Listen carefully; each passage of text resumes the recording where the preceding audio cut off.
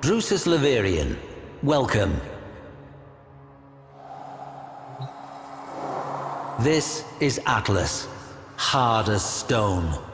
Is it any surprise that his story begins with an asteroid? Temple Telamon had cast a spell on the indentured masses with a song that heralded the coming of a great stone destroyer, a god who would shatter the world and lead them to a great rebirth. The Orokin mocked the cult's off-key singing, their spasmodic dancing, but the spell only grew stronger. Telamon broadcasts would oft-times wedge into control channels to spread their doomsday message. For the suffocated lower castes, the notion of something more powerful than their Orokin masters must have been intoxicating.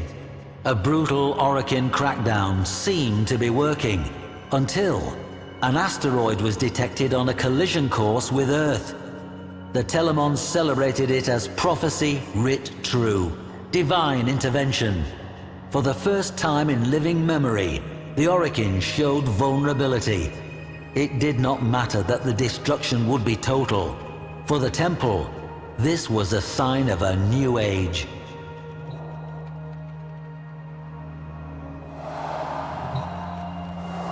A probe was sent to the asteroid, perhaps seeking proof of divine intervention. It found intervention, though it was anything but divine.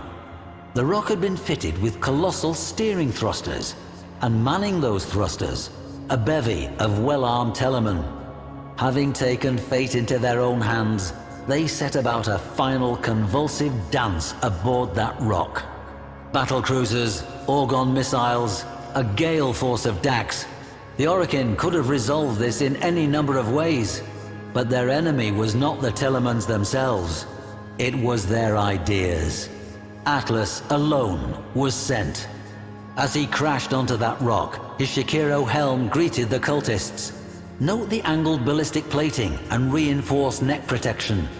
He would soon need both.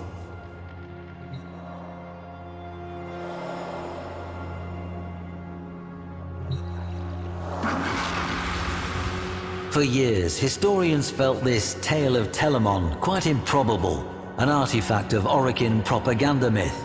Then, on our system's outer edge, we found a debris field of small rocks and dust in a lazy elliptical orbit.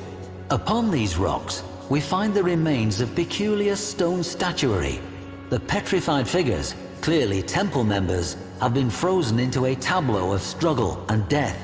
Or was it perhaps a dance?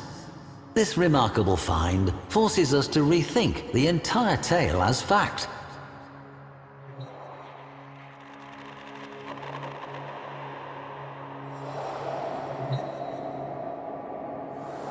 The Stratum Cyandana, reserved and austere, until you turn it over and reveal the glowing hue of the amethyst crystal within.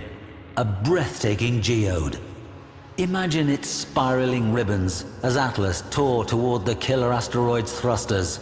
His plan must have been to reorient them and push the rock away from Earth. But, as the story goes, as he neared, the cultists detonated the thruster's footings and sent them careening into space. They were no longer needed. Mass and inertia would carry the rock to its fate. Atlas was out of options. Or so the Telamons thought.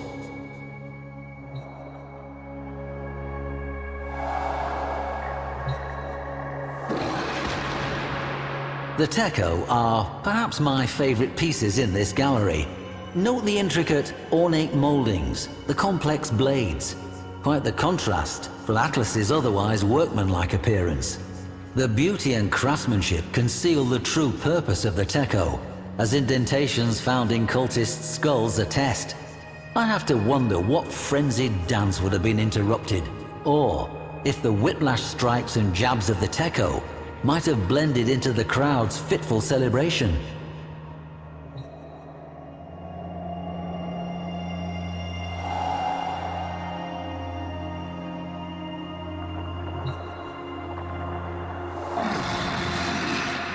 Before you, a rare sight, two rumblers, painstakingly recreated from fragments of the aforementioned tableau.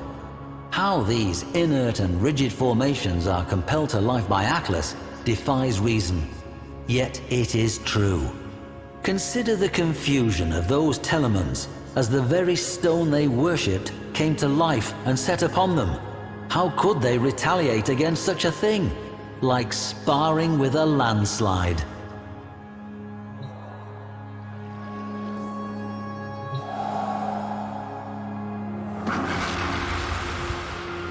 Earth swelled on the horizon as the cult mocked Atlas with their chorus, "The stone shall shatter all." Across the system, every Telemon echoed that final hymn. Children, as far as Neptune, turned their heads from greasy broth and gazed toward Earth. Would that careening stone change everything?